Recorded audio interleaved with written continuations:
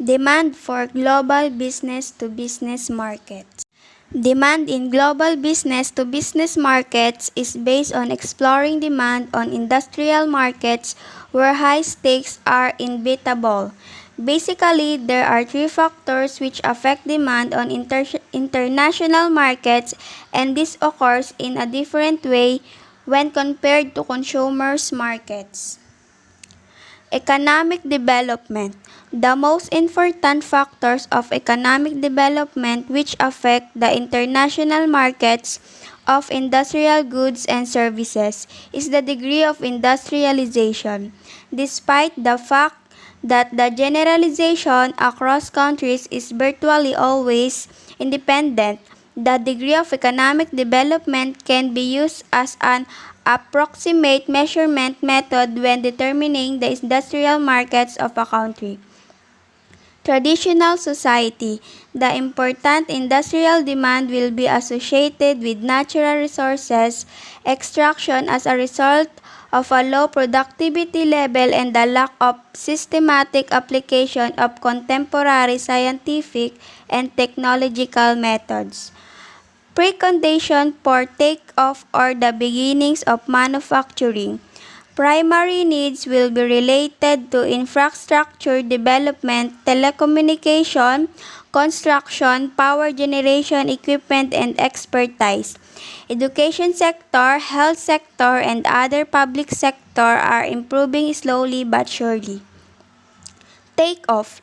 Manufacturing of both semi-durable and non-durable consumer goods has begun. Goods demand is related to equipment and supply to support manufacturing. Human resources and social standards are becoming a firm and stable system. Agriculture and industrial modernization are paving the way to a rapid expansion. Drive to maturity. The focus is put on low-cost manufacturing of a variety of consumer and industrial goods. The consumer buy all categories of industrial products and services. The economy finds its place on the international arena.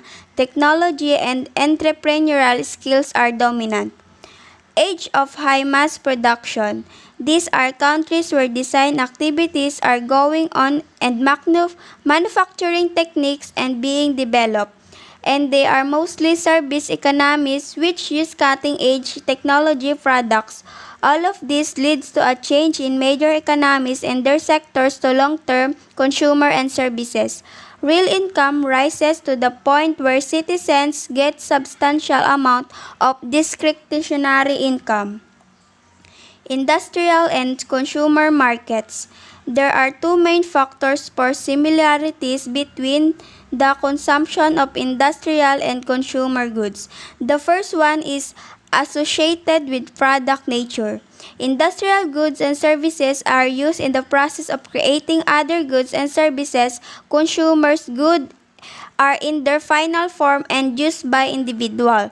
The second factor, consumer motive or intention. Industrial manufacturers seek profit whereas the end user seeks satisfaction. Their factors are obvious in the seams of supply and demand with the focus on marketing relation representing a means of competition. Market demand and technology. An important approach to country groupings in their ability to benefit from new technologies, especially nowadays when these technology are used as an economic advantage which enable them to skip a few stages of economic development in a short period of time. Global standards and quality.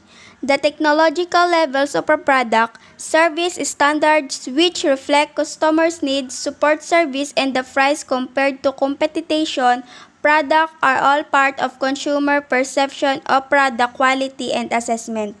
Customers' demand differs from industrial demands. Likewise, the principles are followed by large industries and customers differ, and this is why they have diverse needs. The concept of product quality is often misinterpreted on business-to-business market. Product quality does not necessarily have to be the same on highly industrialized market. On the other hand, good quality product can be found on less industrialized market. Buyers determine quality. Product quality can be measured according to its ability to meet consumers' requirements. If a product fails to live up to consumers' expectation and lacks certain specification, its poor quality will become obvious. However, even though it is high unlikely, if a product exceeds its specification, it will also indicate its scarce quality. Information technology and internet. In addition, investment in information technology are the key to economic development. Mobile phones and internet and other benefits of IT sectors offer new opportunities that could help new markets to catch up with rich countries. Marketing and its importance. How important is the role of marketing when it comes to accomplishing the economic priorities of the country? Unfortunately, marketing is not always part of planning policy. Economic planners are increasingly production oriented and tend to neglect distribution, which is perceived to be of minor economic importance. Generally speaking, planners are more concerned with problems related to production, investment, and funds rather than with those associated with efficient distribution. Marketing is considered to be economic mediator between productive capacity and consumer requirements. A marketing process is a critical point in using a product efficiently, which results in economic growth. Economic growth can establish a balance between higher education and higher demand.